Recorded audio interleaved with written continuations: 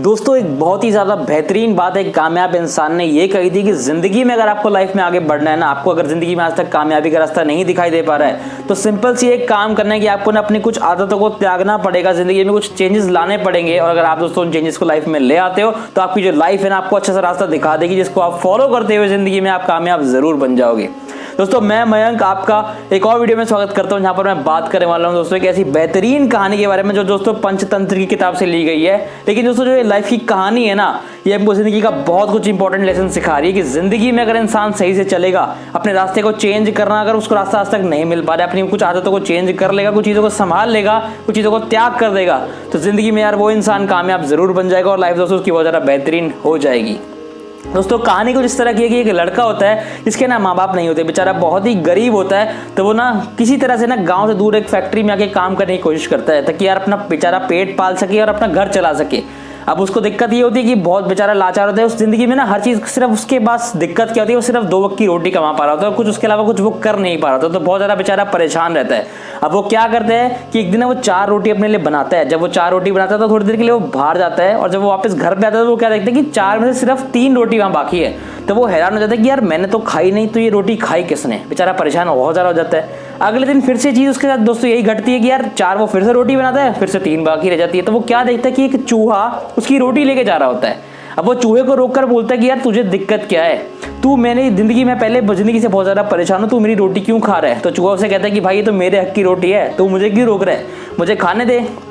तो वो इंसान दोस्तों से कहता है कि यार मैं पहले ही बहुत ज़्यादा ज़िंदगी से परेशान हूँ, मेरे पास पहले ही कुछ मैंने कमा नहीं पा रहा हूँ, ज़िंदगी में कुछ नया बड़ा नहीं कर पा रहा हूँ, मेरी ज़िंदगी में मेरे माँ बाप नहीं है, मैं बहुत ज़्यादा परेशान हूँ, सिर्फ 2 वक्त की रोटी मेरी चल पाती है, ज़िंदगी में मेरे को बहुत ज़्यादा तंगी हो रखी है। तो वो चूहा दोस्तों से कहता है कि तू एक काम कर, तुझे अगर अपनी ज़िंदगी से बहुत ज़्यादा शिकायत है ना तो अपने सारे सवालों के जवाब जाके महात्मा बुद्ध से जाके पूछ, उनके आश्रम में जा, उनसे जाके सवाल कर, ताकि तुझे ना अपनी ज़िंदगी के बहुत सारे जवाब तेरे को मिल जाएंगे और तू ज़िंदगी में ना बहुत कुछ सीख जाएगा। तो दोस्तों वो लड़का क्या करता है, चलो ठीक है मैं तुम्हारी बात मानता हूँ और अगले दिन मैं महात्मा बुद्ध के पास जाऊंगा और उनसे अपने सवालों के जवाब जरूर लेके आऊंगा। दोस्तों वो लड़का अपने सेठ के पास जाता है, उसे कहता है कि सेठ जी मैं 5 से 6 दिन आपके पास काम करने नहीं पाऊंगी, मुझे बहुत जरूरी काम से कहीं जाना है। अब सेठ कहता है चलो ठीक है तू जा। वो लड़का दोस्तों जब अगले दिन निकलता है तो बेचारा बहुत चलता है, अचानक से ना रात होने लग जाती है। अब जब रात हो जाती है तो बेचारा सोचता है कि मैं जाऊं कहाँ, बहुत अकेला होता है। तो वो क्या देखते हैं उसके आसपास एक घर होता है, उसको एक हवेली दिखाई देती है। अब वो हवेली में जाता है, उस माँ से जाके पूछता है, वहाँ एक लेडी निकल के आ जाती है। तो वो उससे कहता है कि क्या मैं आपके घर में आज रात के लिए रुक सकता हूँ, क्योंकि यहाँ बहुत ज़्यादा रात हो गई है, मुझे कहीं दूर जाना है। तो वो लेडी कहती है चलो ठीक है तुम रुक जाओ, लेकिन तुम जा कहाँ रहे हो। तो दोस्तों वो आदमी उस लेडी को कहता है कि मैं महात्मा बुद्ध के पास जा रहा हूँ, मुझे अपनी ज़िंदगी के ना कुछ सवाल उनसे पूछने और उसका जवाब उनसे लेके आना है। तो वो लेडी दोस्तों से कहती है कि चलो ठीक है तुम मेरा भी एक सवाल उनसे ज़रूर पूछ के आना। तो वो कहता है जी हाँ बोलिए आपको मैं क्या सवाल पूछ सकता हूँ उनसे। तो वो लेडी उससे कहती है कि मेरी ना 20 साल की बेटी है जो बचपन से लेकर आज तक ना कुछ नहीं बोली, तो तुम्हें बस ये पूछना है कि वो बोलेगी किस दिन वो खुल के बोल पाएगी। तो वो कहता है चलो ठीक है मैं आपका सवाल ले लिया, मैं कल उसको जाके जरूर पूछ के आऊंगा। दोस्तों जब क्या होता है अगले दिन जब सुबह होती है ना तो वो सोचता है कि चलो मुझे घर अब निकलना चाहिए, मुझे अपने डेस्टिनेशन के लिए जाना चाहिए। दोस्तों जब वो निकलता है तो वो क्या देखते हैं सामने उसके बहुत सारे बड़े बड़े बर्फीले पहाड़ आ जाते हैं।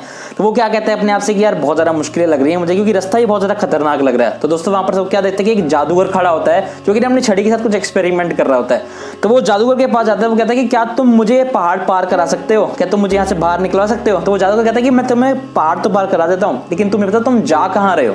दोस्तों वो लड़का कहता है कि मैं महात्मा बुद्ध के पास जा रहा हूँ, मुझे उनसे ना कुछ सवालों के जवाब लेने हैं। तो वो जो जादूगर होता है उससे कहता है कि ठीक है तुम एक काम करो, तुम मेरे भी एक सवाल का जवाब उनसे जरूर लेके आना। तो वो कहते हैं ठीक है तुम्हारा सवाल बताओ। और दोस्तों जादूगर उसे कहता है कि मेरा सवाल ये है कि मैं बहुत सालों से त्याग कर रहा हूँ या बहुत साल से अपने ध्यान लगा के बैठा हूँ, लेकिन मैं आज तक स्वर्ग नहीं पहुँच पा रहा, तो तुम उनसे बस ये पूछ के हो कि मैं किस तरह से स्वर्ग जा सकता हूँ। तो वो कहता है चलो ठीक है मैं तुम्हारा सवाल भी जरूर उनसे जाके पूछ जाऊँगा। दोस्तों वो अपनी छड़ी घुमाता है और उसे पहाड़ पार करा देता है। अब वो जो पहाड़ पार करने का तो थोड़े आगे से चलता है तो क्या देखता है कि बहुत सी बड़ी नदी आती है उसके सामने। वो सोचता है कि यार अब मैं इसको किस तरह से पार कर पाऊंगा। तो वो क्या देखता है कि नदी में ना एक कछुआ सामने तैर रहा होता है। तो वो उस कछुए से कहता है कि क्या तुम मुझे अपनी पीठ पर बिठाकर ये नदी पार करा सकते हो। तो वो कछुआ कहता है कि चलो ठीक है मैं तुम्हें अपनी पीठ पर बैठाकर ये नदी पार करा देता हूँ, लेकिन तुम जा कहाँ रहे हो। दोस्तों वो कछुए से कहता है कि मैं महात्मा बुद्ध के पास जा रहा हूँ, मुझे उनसे कुछ सवाल पूछने हैं। तो कछुआ कहता है कि तुम एक काम करो, तुम मेरा भी एक सवाल उनसे जरूर पूछ के आना। तो कहता है ठीक है तुम्हारा सवाल बताओ। कछुआ कहता है कि उनसे ये कहना कि मैं बहुत टाइम से ना कोशिश कर रहा हूँ एक ड्रैगन बनने की, लेकिन मैं एक ड्रैगन बन नहीं पा रहा, तो क्या तुम उनसे ये पूछ पाओगे कि मैं किस तरह से ड्रैगन बन सकता हूँ। तो वो कहता है चलो ठीक है मैं तुम्हारा सवाल भी जरूर उनसे पूछ लूंगा। दोस्तों कछुआ उसको अपने पीठ पे बिठाता है और उसको नदी पार करा देता है। अब वो थोड़ी सी आगे चलते हैं तो क्या देखते हैं कि वहाँ पर उनका आश्रम आ चुका है महात्मा बुद्ध का। जब वो अंदर वहाँ घुसते तो उसको साफ साफ 2 इंस्ट्रक्शन दी जाती हैं कि तुझे सिर्फ 10 मिनट दिए गए हैं, तुझे जो सवाल पूछना तो उसमें पूछ ले। और दूसरी कंडीशन ये होती है कि सिर्फ तेरे पास 3 सवाल पूछने की इजाज़त है, तू 3 सवाल से ज़्यादा सवाल नहीं पूछ सकता।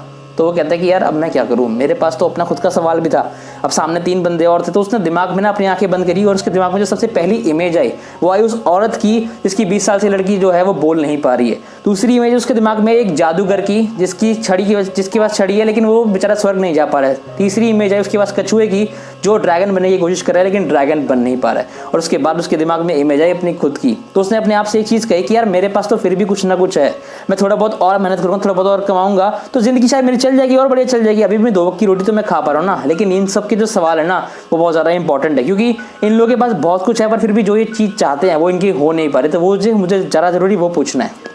दोस्तों वो लड़का महात्मा बुद्ध से इन तीनों के सवाल पूछता है। तो महात्मा बुद्ध से ये चीज़ कहते हैं कि इस औरत को बोलना जिस दिन उसकी लड़की की शादी हो जाएगी ना उसकी लड़की अपने आप बोलने लग जाएगी। दूसरा सवाल रहा तुम्हारे जादूगर का, तो जादूगर को बोल देना कि जिस दिन वो अपनी छड़ी का त्याग कर देगा उस दिन वो स्वर्ग पर आराम से पहुंच सकता है। तीसरा सवाल रहा कछुए का, तो कछुए को कहना कि जब वो अपना कवच उतार दे जो उसके पीछे है, अगर उसने अपना कवच उतार दिया तो वो एक ड्रैगन आसानी से बन सकता है। तो वो कहते हैं वो उनके आगे मत्था टेकते हैं, उनकी इजाज़त लेते हैं और चला जाता है। अब जब वापसी जाता है रास्ते में तो वही सेम टू सेम रास्ता होता है। अब कछुआ उसको मिलता है तो वो कछुआ कहता है कि महाराज महात्मा बुद्ध ने कहा कि तुम जिस दिन अपना कवच उतार दोगे ना तुम उस दिन ड्रैगन आसानी से बन जाओगे। तो दोस्तों कछुआ अपना कवच उतारता है तो उसमें से ना बहुत सारे मोती निकलते हैं।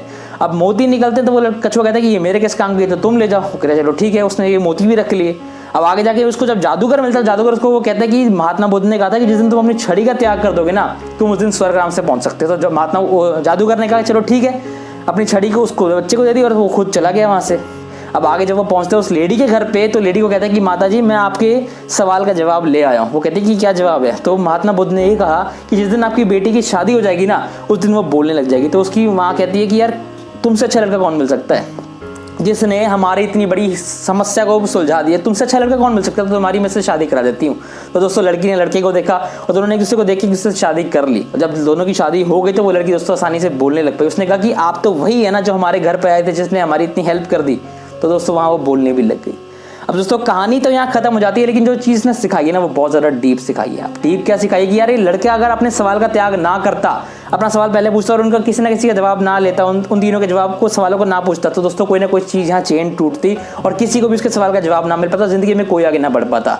लेकिन इस लड़के ने क्या किया, इसने अपनी चीज़ का त्याग किया, अपने सवाल का त्याग किया और इन तीनों का सवाल जो इसको ज़्यादा इंपॉर्टेंट लगा वो उसने उनसे पूछा और तीनों को दोस्तों जब जवाब उसको मिला तो इसी बहाने उन तीनों की भी हेल्प हो गई और इस लड़के की भी हेल्प हो गई, यानी चारों के चारों जिंदगी सॉल्व हो गई। क्योंकि इस लड़के की अब लाइफ बिल्कुल सेटल हो चुकी थी, क्योंकि सब कुछ इसको मिल चुका था, इसके पास ताकत आ चुकी थी, इसके पास पैसा आ चुका था, इसके पास लड़की भी आ गई थी, तो जिंदगी इसकी सेटल हो चुकी थी। जिंदगी में सिंपल सी बात ये चीज़ सीखनी है कि यार लाइफ में अगर आगे बढ़ना है ना कुछ चीज़ों का त्याग आपको करना पड़ेगा। तो जैसे इस लड़की ने अपनी बात का त्याग किया गया, जिंदगी में ना आपको भी क्या करना है, आपके पास ना आप जिंदगी में सोचते हो कि मेरे को रास्ता क्यों नहीं मिल रहा कामयाबी का, यार रास्ता आपके सामने है, पर पता है आपको वो दिखाई क्यों नहीं दे रहा, क्योंकि आपकी जो कुछ आदतें हैं ना वो बहुत ज़्यादा बेकार है, बहुत ज़्यादा बुरी है। आपकी लाइफ में डिसिप्लिन कहीं ना कहीं मिसिंग है, तो जिसकी वजह से ना आप लाइफ में कुछ नया सीख नहीं पा रहे, कुछ नया कर नहीं पा रहे। यार जिंदगी में अगर आप अपनी कुछ आदतों को त्याग दोगे, कुछ नई हैबिट्स को डेवलप करोगे ना लाइफ के अंदर, लाइफ में डिसिप्लिन लेके आओगे तो जो जिंदगी आपकी ना ऑटोमेटिकली बेहतरीन बन जाएगी। और जिंदगी जो आपकी बेहतरीन बनेगी ना आपको ऐसे मोड़ पे मोड़ देगी कि जिंदगी में आपको कभी ना पीछे मुड़ के देखने की जरूरत नहीं पड़ेगी। तो सिंपल सी बात है, लाइफ में कुछ आदतों को त्याग दो, जिंदगी में ना कुछ चीजों को त्याग दो, लाइफ में डिसिप्लिन को ऐड कर लो। यार लाइफ जो आपको रास्ता दिखा देगी ना वो जिंदगी का बेस्ट रास्ता होगा और आप जिंदगी बहुत ज्यादा बेहतरीन बना पाओगे वहां से। दोस्तों अगर वीडियो बढ़िया लगाओ प्लीज चैनल को सब्सक्राइब कर सकते हो, वीडियो बहुत ज्यादा इंस्पायरिंग लगा तो वीडियो को लाइक जरूर करना और हर उस इंसान के साथ शेयर कर दो जो जिंदगी में कुछ बड़ा करना चाहता है। मैं दोस्तों आप सभी को मिलूंगा नेक्स्ट इंस्पायरिंग वीडियो में, तब तक मेरी तरफ से आप सभी को लाइफ के लिए दोस्तों बहुत ज्यादा बेस्ट ऑफ लक और मुझे सुनने के लिए आप सभी का बहुत बहुत थैंक यू।